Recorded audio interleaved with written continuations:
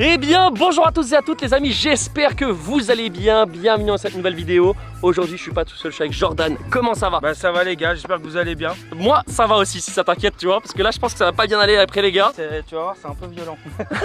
Mais c'est ça qu'on aime, c'est ça qu'on aime. Vrai. Les amis, avant de commencer cette vidéo est sponsorisée par Car Vertical. Car Vertical, qu'est-ce que c'est? C'est un site web qui vous permet via une plaque d'immatriculation d'un véhicule ou un numéro VIN d'un véhicule de savoir si ce véhicule en question a été endommagé, volé ou même modifié au niveau du compteur kilométrique, de retrouver vraiment en fait tout le relevé de la voiture. Donc là on se retrouve sur Car Vertical, déjà on voit que l'interface a complètement changé, c'est beaucoup plus ludique et facile d'utilisation. Et donc là par exemple on se retrouve sur une série 3 de 88. Donc là par exemple on va dire que vous voulez acheter cette voiture, donc là vous pouvez savoir si le véhicule a été volé, modifié au niveau du compteur kilométrique ou endommagé. Et là en l'occurrence on voit que ça a été endommagé. Donc là on retrouve toutes les photos du véhicule, c'est très important. Donc en 2020 on a des photos où le véhicule est parfait. 2021 aussi on a un relevé de photos où c'est parfait. Par contre 2022 on voit que le véhicule a brûlé et ensuite il a été retapé. Donc le vendeur, imaginez qu'il ne vous le dise pas, vous ne savez pas ça, et le véhicule il a brûlé carrément. Très intéressant avec Car Vertical, on y retrouve le compteur kilométrique, savoir si le compteur a été trafiqué. Donc là on voit une courbe chaque année et on voit que depuis 88 la courbe n'est que montante, donc ça veut dire qu'il n'y a pas eu de rabaissement du kilométrage. On voit toute la chronologie de la voiture, d'où elle a été fabriquée. Donc là par exemple on voit en 93 que la voiture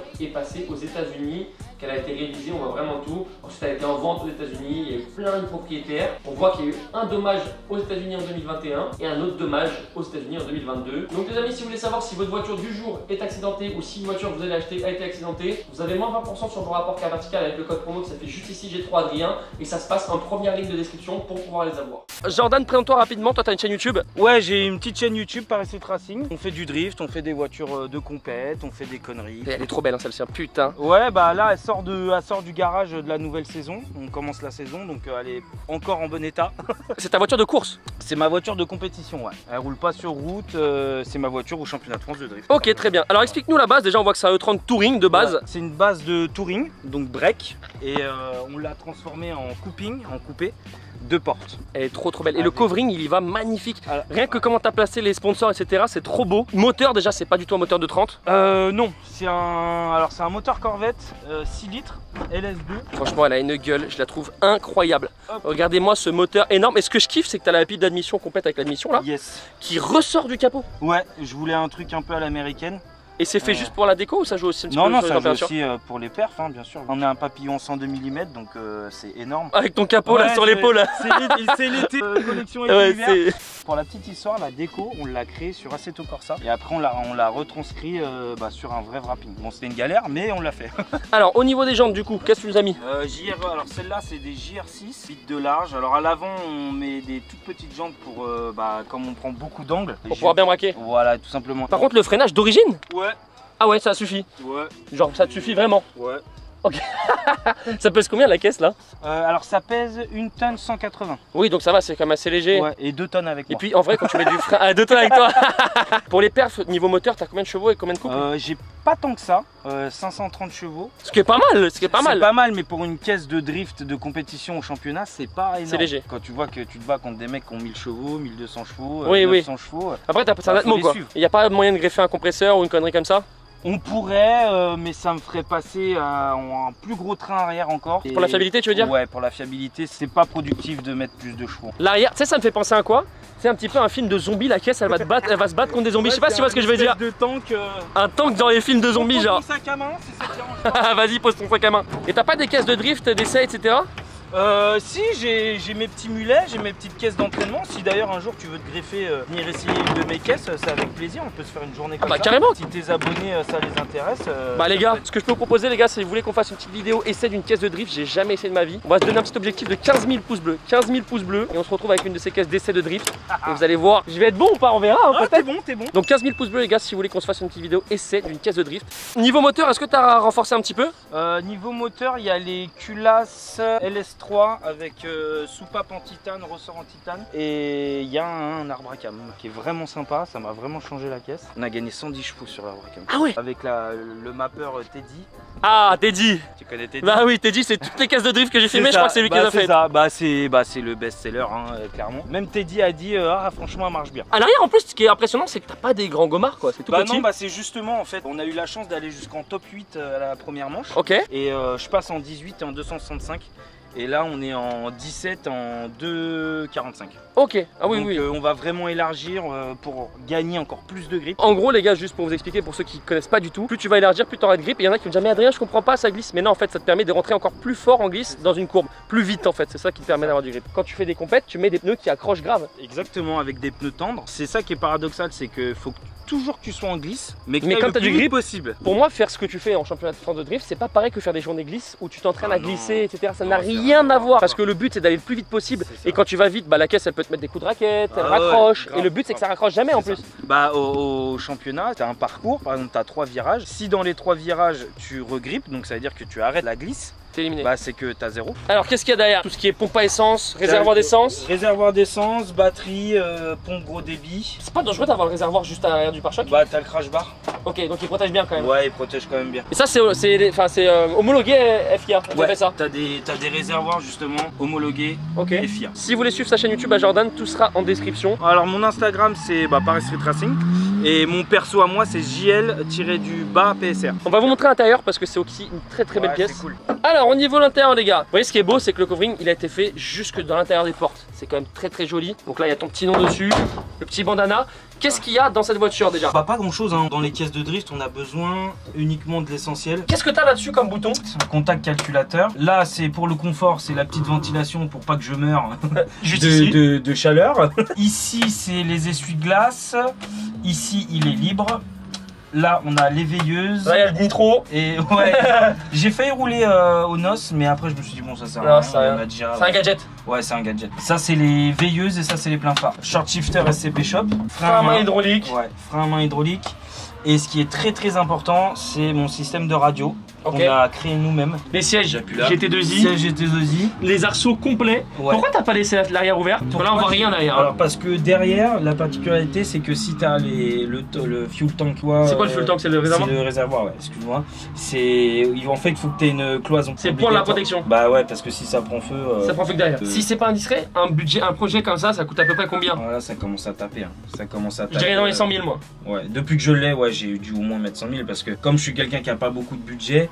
Mon premier moteur ça a été un 325i, après je suis passé sur un V8 4 litres 4 BMW et après pour aller jouer vraiment le haut du tableau au championnat, j'ai choisi le LS quoi. Je t'ai pas parlé de la petite tablette. Vous avez vu, il a mis le contact entre les pompes direct à l'arrière. Direct. Éthanol? Ouais, éthanol obligatoire en 2023 sur les championnats. Pourquoi? C'est comme ça, c'est l'écologie. Dans tous les cas c'est mieux en plus. Bah c'est carrément mieux, tu gagnes des chevaux et puis... Tu économises d'argent. C'est incroyable le bruit que ça fait les gars. C'est juste ouf. Bon du coup les gars, on est parti avec Jenny. Salut. Du coup elle va faire l'échauffement d'abord. Mais vous allez voir que l'échauffement il est quand même dynamique.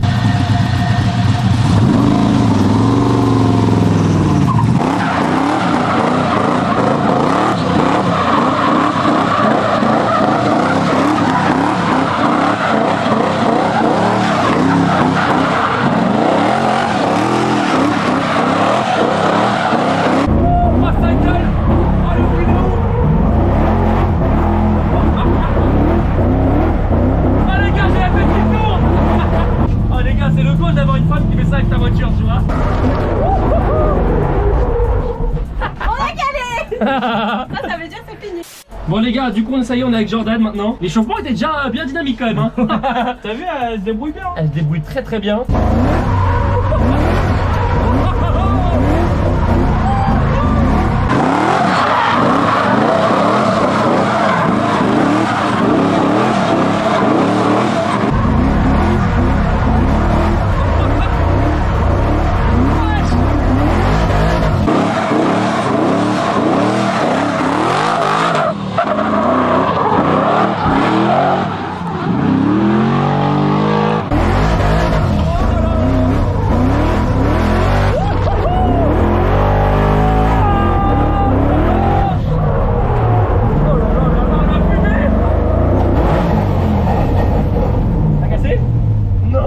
Bon bah Jason, ça fait comme toi. On a cassé aussi les gars. En fait les drifters c'est tous les mêmes. En fait c'est moi qui porte la poisse. Ouais, c'est ça. À chaque fois que je viens les gars, Il y a quelque chose qui casse, c'est pas possible. Et le pire c'est genre c'est pas comme si quand c'était juste à côté de chez moi, c'est toujours genre c'est à 300-400 km de chez moi qu'on casse. C'est le jeu en drift de toute façon. C'est le jeu, la casse fait partie du drift. Hein. Il y a toutes les pièces, ouais, sauf ce qu'il faut. C'est tout. Bon du coup les gars, moi je vais faire un petit tour avec la M4 sur l'anneau. On va voir si j'y arrive.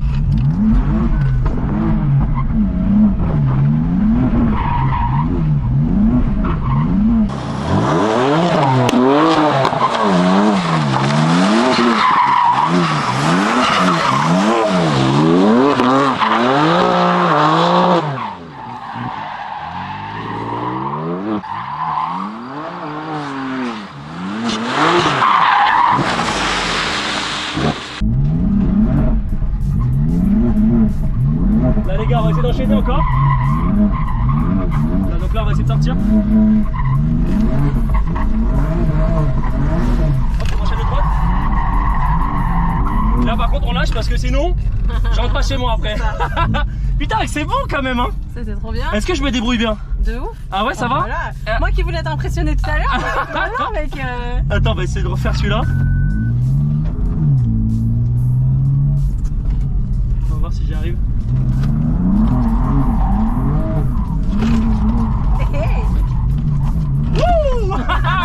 Qu'est-ce que c'est bon les gars!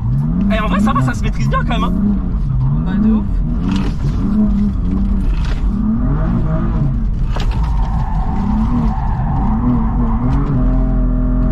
En fait t'avais jamais t'arrêter ce truc là. Hein, c'est addictif, c'est un truc de fou les gars.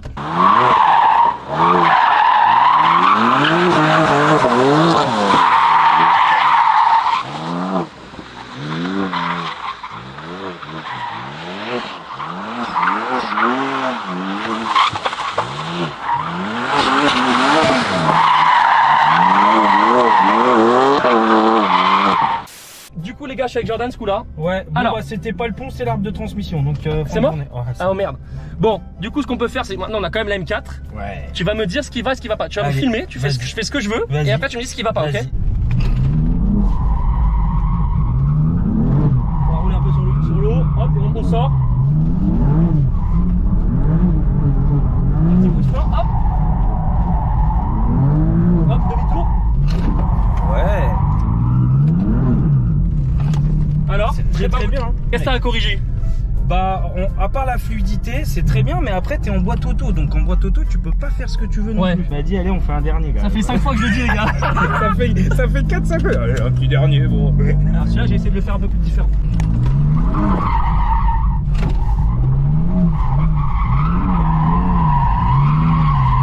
Et on va le faire.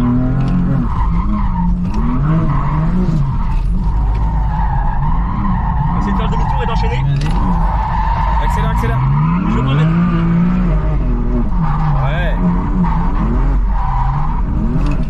Ouais. Magnifique. Magnifique. Bravo, bravo. Il se débrouille bien. Il se débrouille bien. Hein. Bon allez, un dernier. Ça je suis juste un pilote de rond-point moi en plus, c'est ça le pire. Bah franchement, tu gères super bien les transferts. Bon alors Jordan, t'en penses quoi? Ah c'était bien. Toi j'ai été agréablement surpris. C'est vrai? Oui, tu jettes ça, c'est bien. Il faut continuer. De toute façon déjà le projet c'est que là on va la refilmer quand elle sera propre. Et on va se faire une petite vidéo s'il y a 15 000 pouces bleus avec une caisse d'essai. On se retrouvera bientôt les gars pour la filmer. Ce coup là on ira un peu plus fort parce qu'on n'a pas pu voir le potentiel réel aujourd'hui. Si vous voulez voir un petit peu plus en détail la mécanique et tout, bah sur notre chaîne YouTube. Pensez à mettre un petit pouce bleu, à vous abonner à la chaîne. Et puis sur ce les gars, ciao tout le monde. Bye bye. Ciao ciao, merci à vous.